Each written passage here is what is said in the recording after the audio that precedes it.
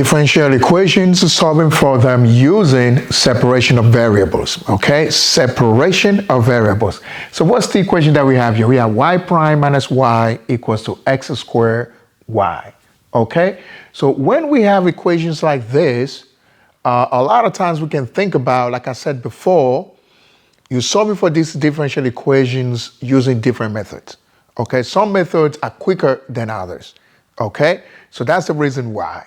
And some of them also are the only ones that you have to use for these kinds of problems. So now when we say separation of variables, all right, very important item to highlight, okay? So that means what? What are the variables that we have here, x and y? So that means we're going to separate x from y. So what are we solving for? In cases of differential equations, a lot of times we're solving for y. So we want to have y equals to whatever, okay? So that means we want y to be on the left side of the equal sign. Then we're going to separate it from the x, and then x is going to be on the right side of the equal sign. Are we following? We good? Okay. So that means y is going to be on the left side of the equal sign, x on the right side of the equal sign. That's it. That's why we're calling them separation of variables. So how do we do that? Now we have y prime here. Y prime, we know that's a differentiation that we can always change into what? dy over dx. Now we have negative y over here, and then equals to x squared y on the other side. You see how everything is just like mixed up left and right? So somebody just can think that, okay, let me just take the x squared and then just, keep it there, and then the y here. It's not that squeaky clean, okay? But you're going to have to do some interchangeable work here. So that means what? That means we can even take the y and then put it on the other side. Okay, the y from the negative, y from the left side, and then, kick it out there. So what that would give us? So y prime equals to x squared y plus y. Okay, because remember, once the negative y is on the left, it goes to the right side of the equal sign. We cancel it from here, and then to the other side, it becomes a positive y. What can we do here? We see y and y here, so we can factor them out.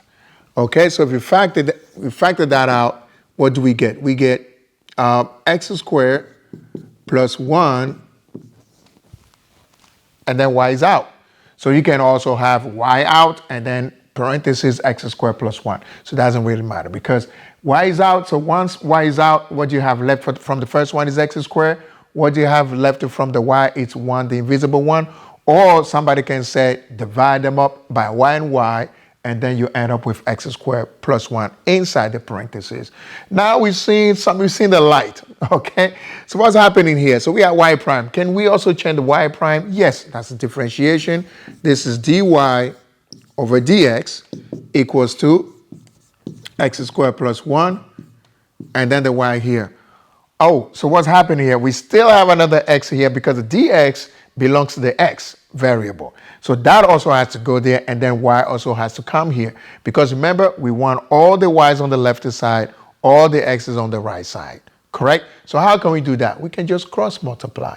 So when you do cross multiplication, so what's going to happen? So when you do cross multiplication, knowing what you want, so the y can come down here, the dx can go there, okay? But you keep the dy here on the left side because you want it on the left, and then you keep the x squared plus 1 also on the right side because you want to keep it there. All right, so you have to be intentional about what you are doing. So that means what? So that means we have dy over what's happening here. So the y comes down, so it's dy over y now equals to what? X squared plus 1 dx. So the dx goes to the right side. So now, do we see what's happening here? We have all the y's on the left side. We have all the x's on the right side. So far, so good. So now, don't forget, what are we solving for? Y. How can we solve for y? Having this, where we have dy dx. Okay? So the differentiation here. So what are we going to do? The inverse of it is to find the integral. Okay, remember, the integral is just the inverse of derivatives, right?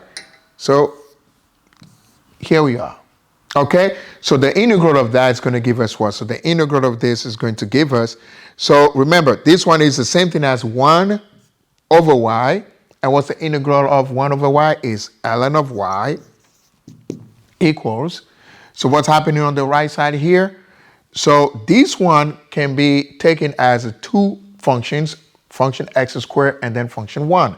So what is the integral of function x squared? Is x3 over 3, correct? And what's the integral of x? Is plus x, all right, plus c. Okay, remember, plus c, all right, because that's the integral here, plus c. So you have to refer back to the integral problems that we did in previous videos, so you understand what's happening here with that, okay? So we're solving for y. Because we're solving for y, how do we get rid of the ln? We have ln here, we use the inverse, which is exponential. All right, so we're going to use exponential. That means what? So we take it, from here. So we have exponential ln of y equals to exponential x3 over 3 plus x plus c. All right, so whatever we do on the left side, we always do the same thing on the right side when it comes to equations. All right, so because we take the exponential on the left side, we have to do the same thing on the other side of the equal sign. So what's going to happen? So now e and ln out. So you have now left by itself, y left by itself, and then exponential x cubed over 3 plus x plus c. What can we do with this c here? So this is just the same thing as having, so let me just write this down, okay, in another, way here. Exponential x3 over 3, okay? So it's the same thing as that times exponential x times exponential c, right? Everybody see that now? Okay, we can always do that. Why do we do that? It's basically because we want to simplify the exponential c. Because exponential c is the same thing as c. All right? So this will give us y equals to exponential. So c is going to come down.